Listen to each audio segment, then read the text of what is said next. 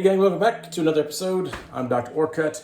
Please like the channel, please subscribe to the channel, please comment on the channel. All those things help us to reach more people, help us to reach more people with the right information, the information that you are actually interested in. You know we have the YouTube channel, you know we have the website, and you know we have the private Facebook group. So please consider joining all those to get the most comprehensive information and community that you can. Today we're going to talk about something a little bit different called dry needling. So dry needling is a technique usually used by therapists to break up a spasm, a myofascial tension spot. Myofascia just means muscle in the fascia, the stuff around the muscle. So if we have this little myofascia, this trigger point, we might call it, or focal muscle spasm that's just kind of there. Oftentimes we get them in the traps here.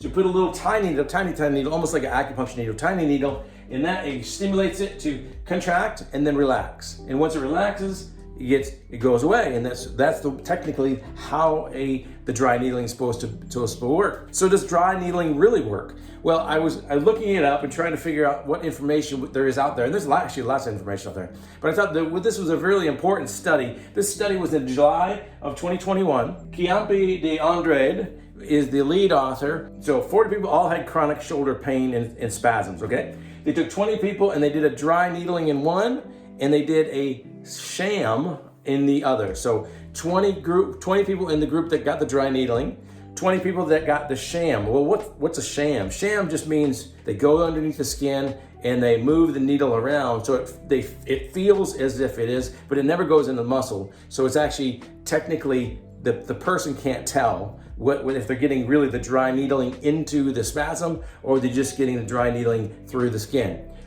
So that's what a sham is. And they did a double blind, which means the person doesn't know if they're going to get it or not. The person who is doing it doesn't really know that either. So that's the double blind part, right? So sham, double blinded, 20 and 20, and they looked at pain scales for the week before the injection, and they look at the pain scales after the injection. They look at the function the week before, and then they look at the function every day for a week after. And what they found was really, really interesting. They found that actually there's quite a lot of improvement in the actual dry needling compared to the sham. The sham doesn't really change any, it doesn't seem to be much different. It might be a tiny bit lower, but again, that's probably just because people assume that they didn't get the sham, right? But there's clear difference in pain level and activity level improvement from day 2 to day 7. Now it stops at day 7, so we don't know what happens after day 7. But from day 2 to day 7, they have decreasing pain, increasing ability to do activities. So it's really interesting because if you think that what this is doing is the injection, right, is breaking up that spasm. So it's injection, contraction, spasm breaks up. Then you wouldn't expect it to be 2 days, but because the first day after, they don't see much improvement. So that's interesting, because that means probably there's something else going on underneath the surface that we don't know yet. That mechanical thing that hits the muscle, that contracts and breaks it up,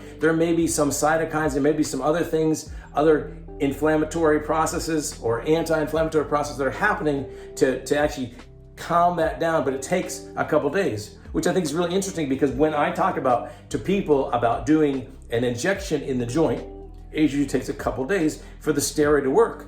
Well, this is interesting because it takes a couple days for the needle to work. So I don't know if we really understand it, but I think it's interesting. And the other thing, this is dry needling. The difference between that, there's another thing called trigger point injection. So trigger point injection usually is done by a health professional, meaning a doctor or a PA or MP. When we do a trigger point injection, the needle is a little bigger, more like a small needle we would use to inject the joint. We inject into this, the same basic idea, inject into it to contract it, but then put a little numbing medicine, maybe a little steroid in there to try to calm down the inflammation there. So I think dry needling and trigger points are a little bit different, but dry needling is actually probably much more accessible to people around there. And then especially people do not want to have medicine in their injection, right? They don't want the steroid, they don't want the local medicine. That dry needling may be the way to go. So dry needling looks like it helps at least from day 2 to day 7, maybe longer, which also is interesting to try to figure out, well, what does that mean? How often should I get dry needling? Should I get it? It looks probably like you shouldn't get dry needling several days in a row because you don't know, and maybe you get it once every week or once every 2 weeks. I don't know. I don't think there's a really good study that I've seen yet that says what's the best duration, meaning how long do you wait in between, and also how many would you get? I mean, how many before it becomes not helpful anymore? So I think those are interesting thoughts, and I will look into those as we go along. And if this is an interesting topic to you, and there's enough people who like it and comment, then perhaps we can do another follow-up and try to figure out how many and how often might be a good follow-up for this. Anyway, hope this helps, and we'll keep bringing this to you. If you keep on bringing me feedback and tell me if you like this, is this good, is helpful, is useful, because I'm trying to make content that's helpful and useful to you. And if it's not, it's a waste of your time. And I don't mind, I like it, it's interesting, but I don't want to do something that's a waste of your time. I want to make things that are valuable, that can get you through the next steps, whether it's just shoulder pain or shoulder surgery. We want to make sure we help you. So thanks.